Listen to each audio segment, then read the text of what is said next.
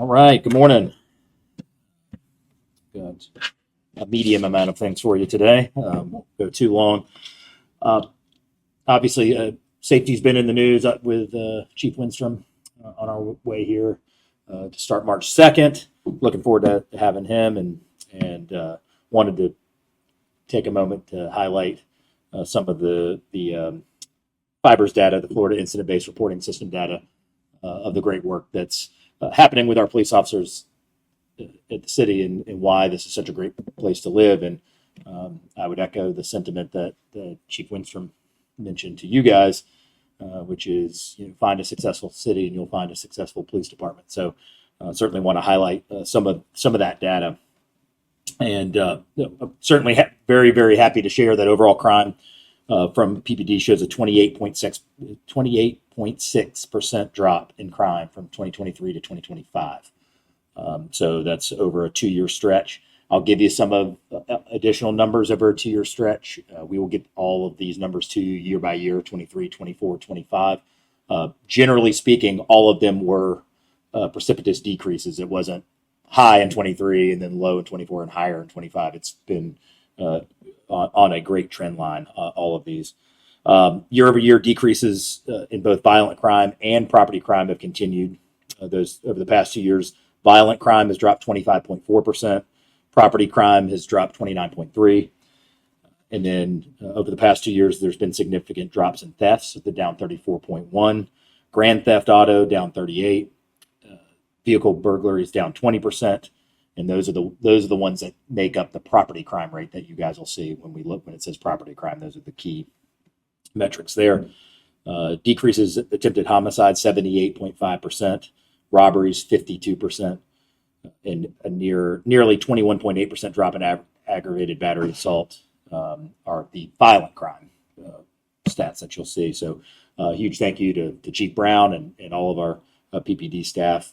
You've heard me say so many times that we really don't have anything if we don't have a safe community. So we appreciate the accolades of saying, hey, we're the fourth safest city and getting recognized by outside media or lists or other data collectors, but wanted to bring you the data that we have that comes from Florida that we're certainly proud of, and I'm certainly proud of, because that is job one for me. It's job one for our police department, is to provide a city that where we are safe where we sleep and our children are safe where we sleep. And so certainly proud of all of those numbers.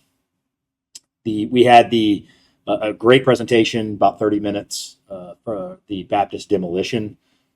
As we all know, large scale projects, information and misinformation and details and lack of details get thrown around in different venues and avenues. It's just nature of the beast that when you have a $13 million project with lots of eyes on it, it takes one person to say one thing in a meeting somewhere or on social media to let that grow and fester. So certainly we appreciate Josh Wallace, who is our owner's rep, coming to the agenda conference and giving that 30-minute presentation with as much detail as you would like to have, all the way down to the type of plastic we're using to bag rooms and photos of how the containers outside are being managed.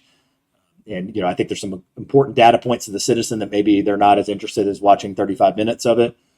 Is that he pointed out. I think the fact that 97% of the asbestos is not the type that would be typically getting airborne, the stereotype that you would hear. That's obviously an enormous number. And I think what really resonated with me and our team, of course, we've been meeting with them internally as well, but what I think would resonate with the citizen is when you see the amount of care that is being taken and the amount of precaution that is being taken.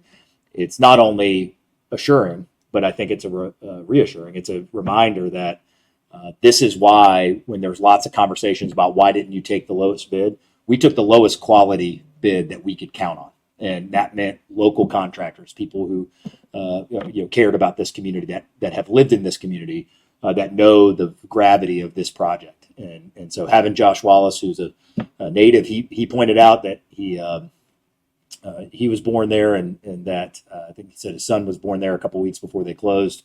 So it means something to him. I was born there. I think I hunkered down for Hurricane Aaron on the fourth floor and the social work floor myself.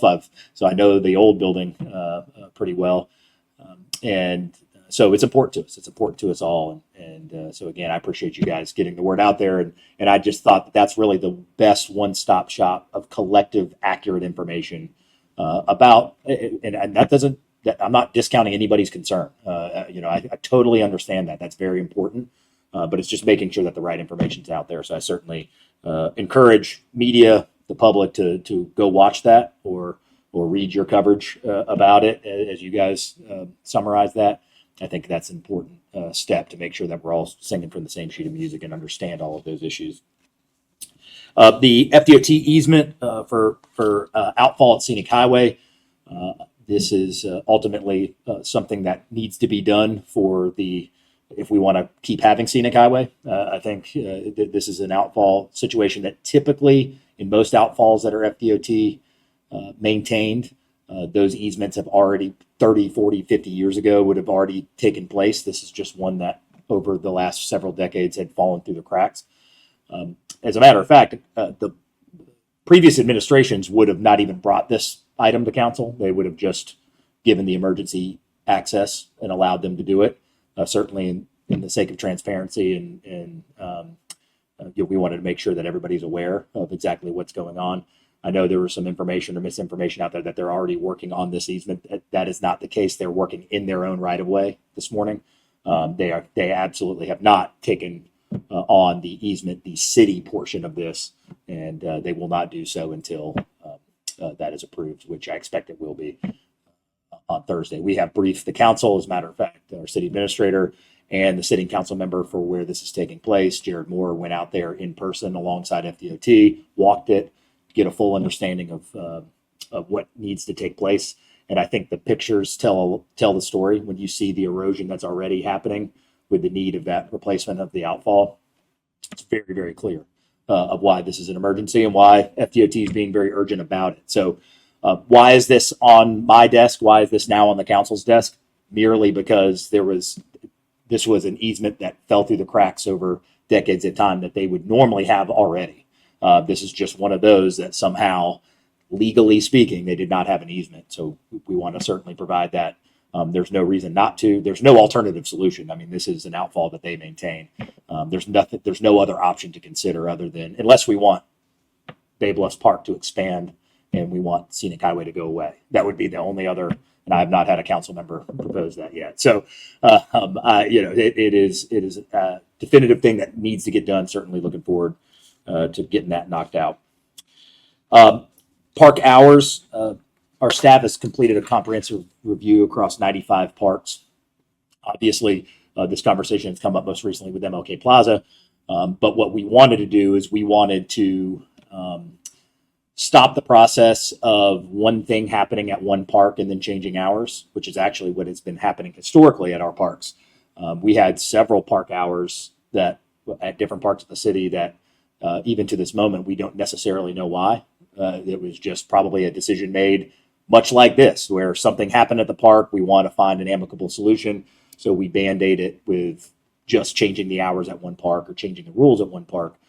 So we said, hey, even if this is a catalyst, a tipping point to let's review this holistically. Let's look at every park that we have, 95 parks, and say, should it be sunset? Should it be later for whatever reason? So we completed that comprehensive review.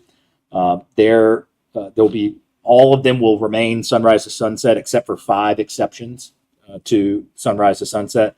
That's Admiral Mason Park, Community Maritime Park, MLK Plaza, Plaza Ferdinand, and Veterans Memorial Park. Those will be sunrise to 10 p.m. So that is where we are with that. So again, now we feel good moving forward about that. There's additionally, several lighted sports areas are open till 10 p.m. as well.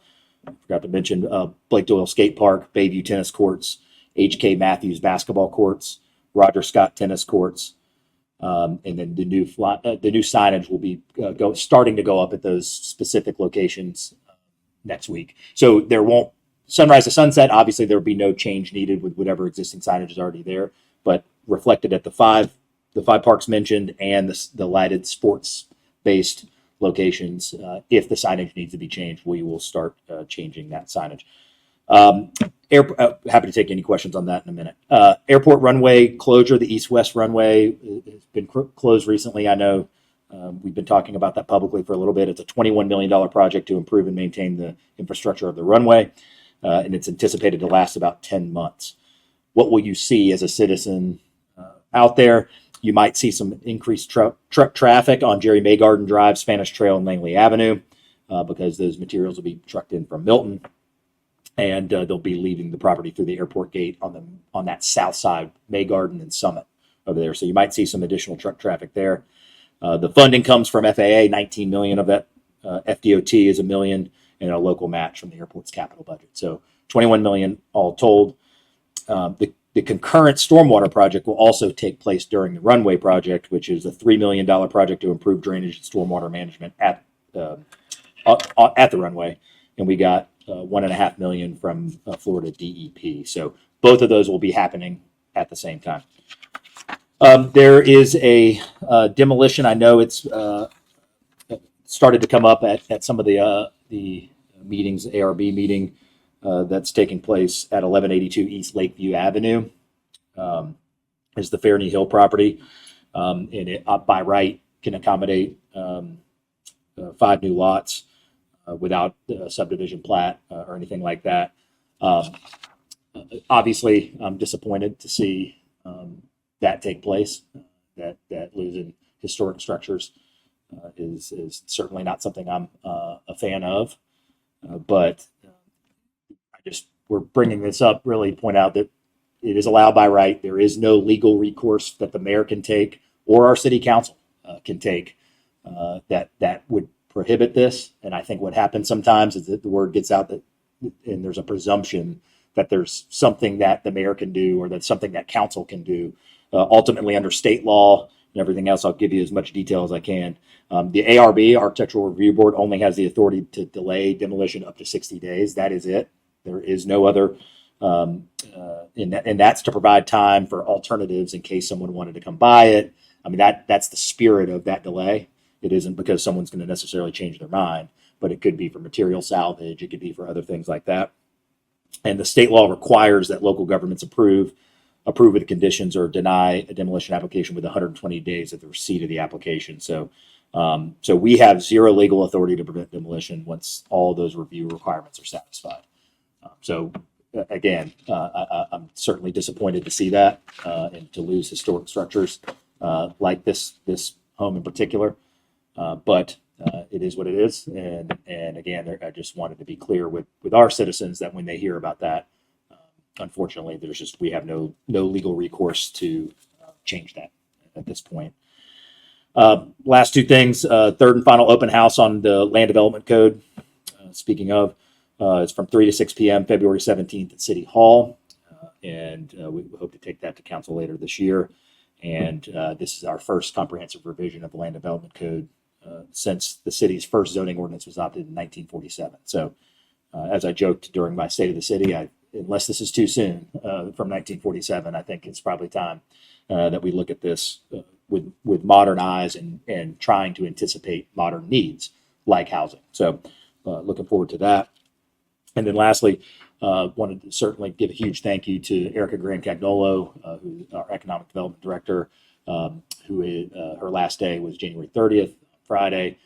She went to the Triumph meeting, obviously did a great job. We were able to get that Triumph grant, and she's moving on for new opportunities. Certainly disappointed to hear that part of it, but she did an awesome job for us here for 3 years. I think her achievements and that department's achievements, her and her team, speak for themselves. That she's done an amazing job. So wish her the best and anything that she pursues from this point forward. But that is where we are. Certainly want to share that news. That is everything I've got. I'm happy to take any questions on any of those that you have. Mayor, right now, the Children's Trust's meeting, they were reviewing a memo with the city about they're going to check $1,851,000 and change. Does that preclude, it's pretty broad on what you can use the money for, but it's all in child care. does that mean that the city will no longer get funds or use funds for parks and recs after school? Or is that grant still? Well, I believe it's in the final year of that grant anyway.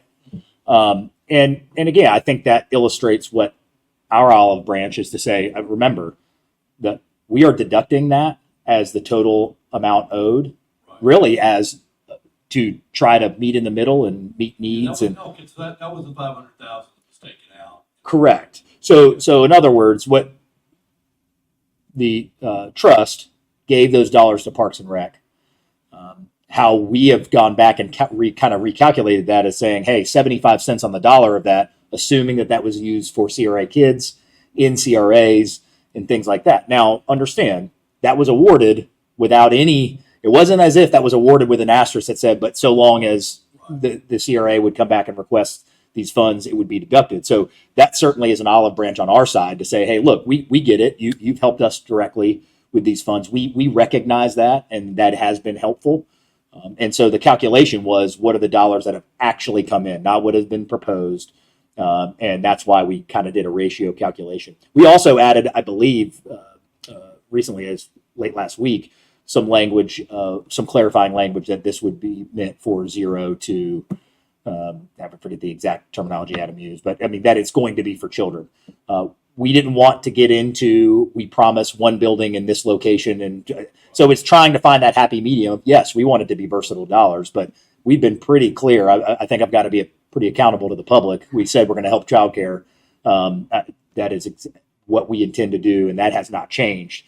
But it's pretty difficult for us to be able to say, well, we promise that we're going to use it on this building in this particular location. So we were just trying to strike the balance of giving the accountability that they want to make sure that we do what we say we're going to do without hamstringing ourselves. Because remember, the basis of this is there should be no strings on this at all. So we, in both counts, both in the dollar figure and in the scope, we feel like we have extended an olive branch to make sure that we do what we say we're going to do. And hopefully that's something that they understand and approve. Here, the 5 sports parks, hours ago. Lake Doyle is closed to midnight. There's a sign down there that says open until midnight.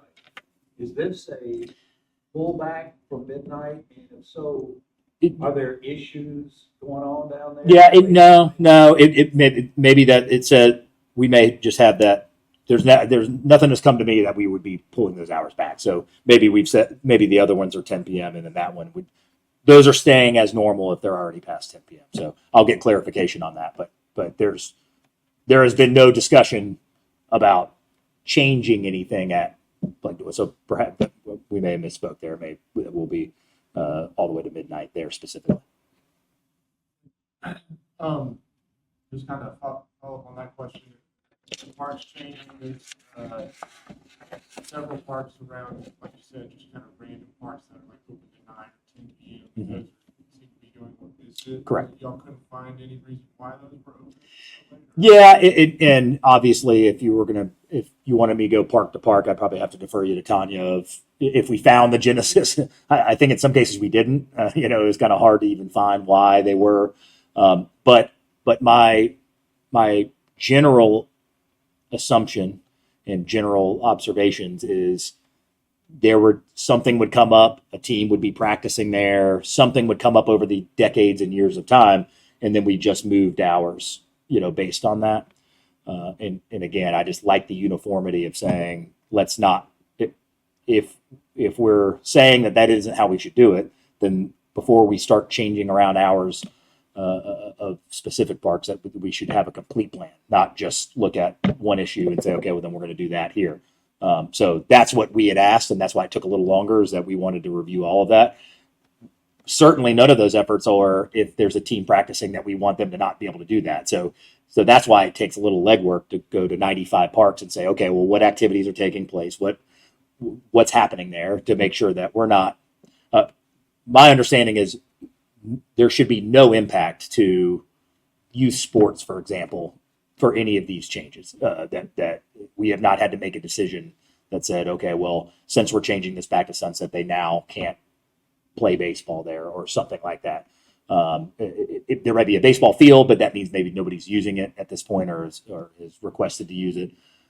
So again, the intricate details of that, I'd probably just defer you to Parks and Rec. We'll get you whatever answer you want. If there's any about specific parks, I'd hate to misspeak on that. But again, what I know is overall, there has been no decisions to sacrifice some use of the park with any of those changes to ours. Mayor, the overall crime rate is down almost a third in 2 years. The homicide numbers way down. I don't think there was a serious number of homicides Right. the year before. Still great numbers though, but what is that? Is that an increase in officers? Yeah. Does the city know exactly?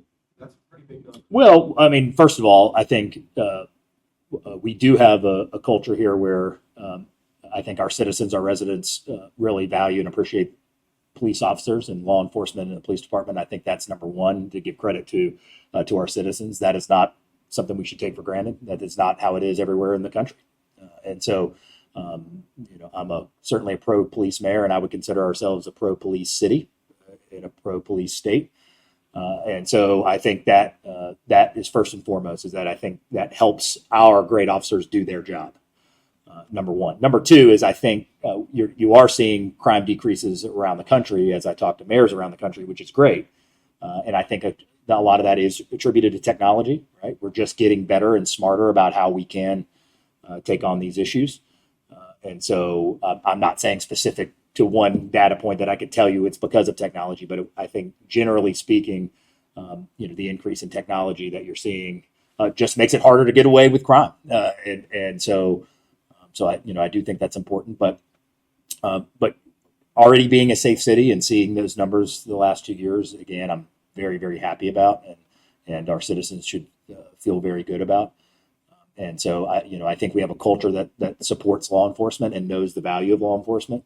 I'm in politics. I've been asking questions and surveys well before I was in this job, and I don't ever remember a survey, not one, in the Republican, Democrat, young and old. I don't ever remember one where public safety isn't the number one issue in the city, period. And so that is as bipartisan as it gets. So when I say pro-police, I don't mean party lines and who supports more. What I'm saying is the city of Pensacola cares solely, number one, unequivocally, about being safe where they sleep and where their kids and their grandkids are safe where they sleep. And so that culture is important. I think that we support our police department here, and because officers see that. And so I meet with mayors all the time. I'm friends with mayors, right? I won't, but I could rattle off several mayors I'm very close to that struggle to fill positions because of culture, frankly, because of what the expectation is on the police department, the way that they may be politicized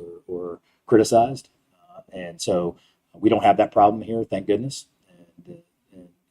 Again, I couldn't be more supportive of our police department, our fire department, all of the people that keep us safe.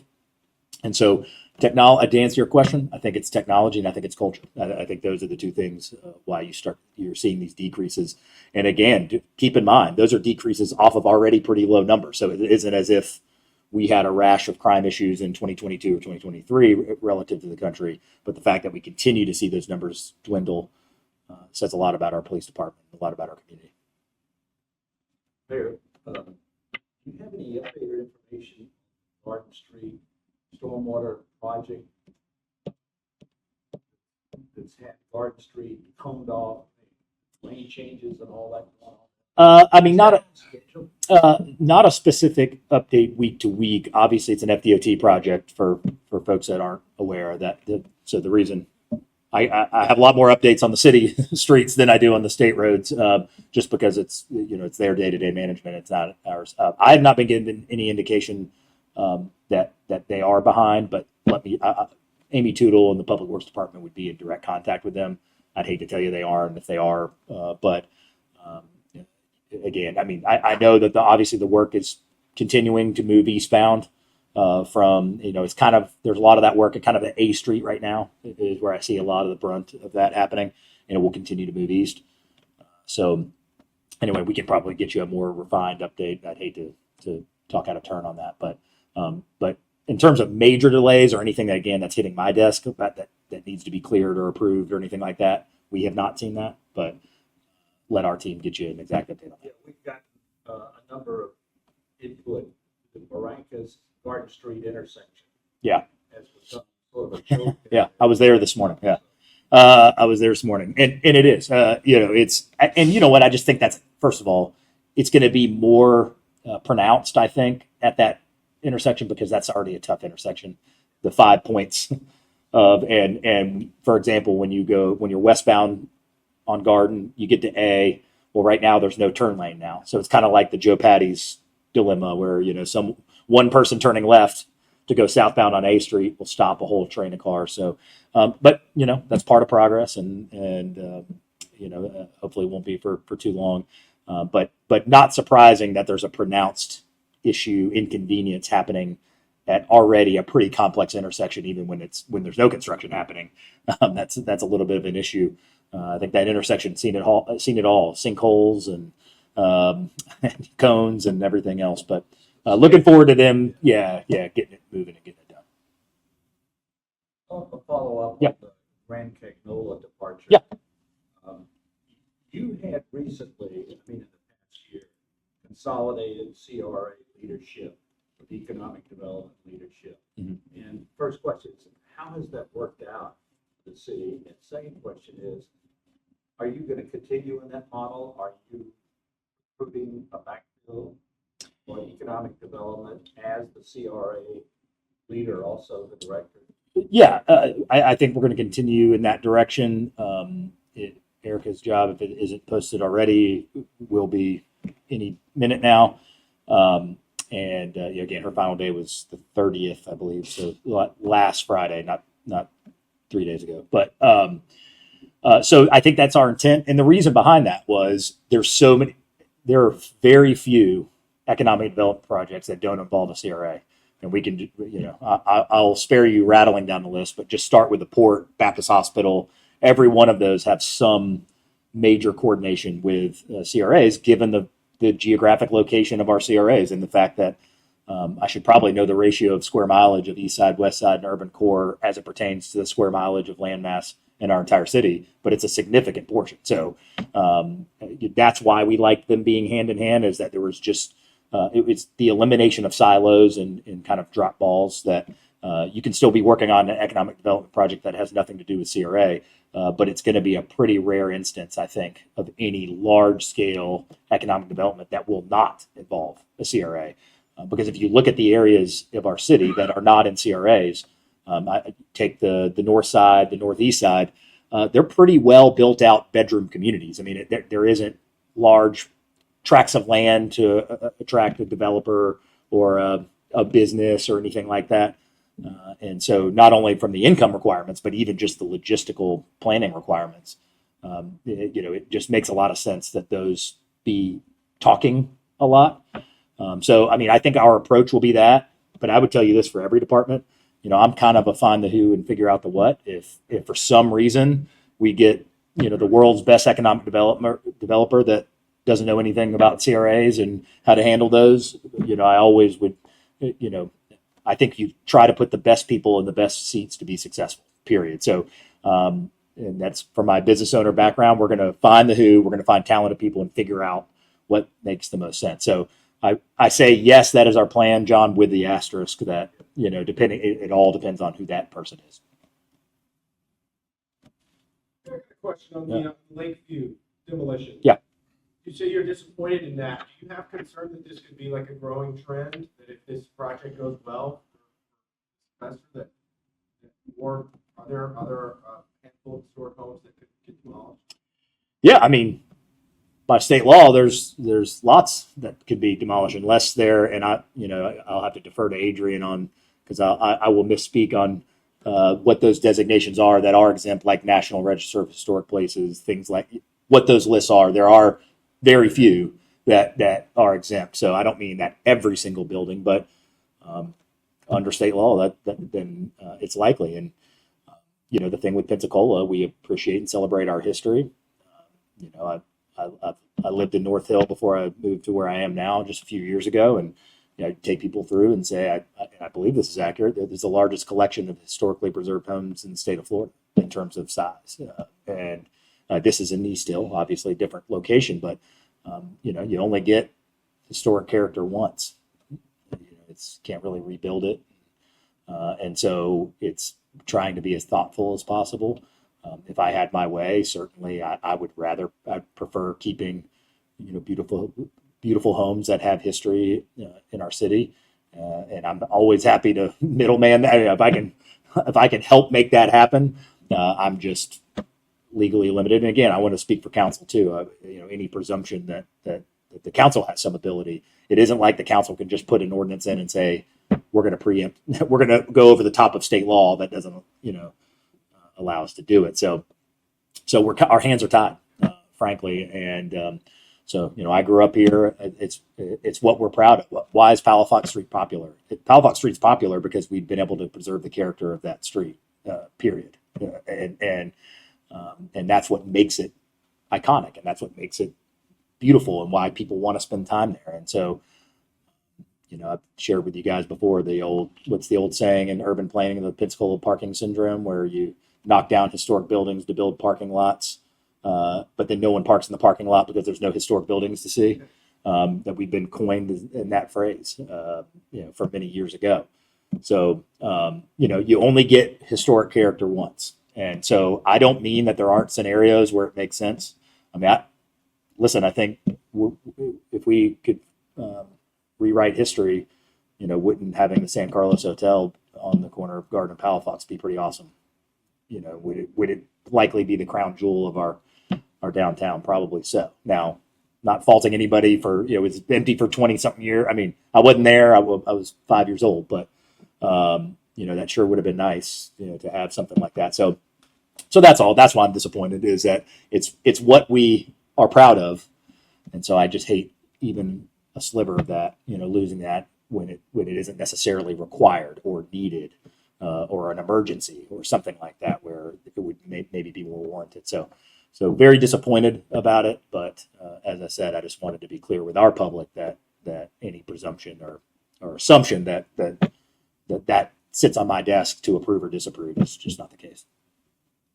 And did you, just to clarify, you said that's coming up in the next meeting?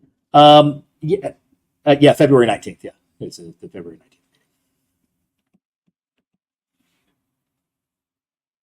Anything else? All right, guys. Thank you so much.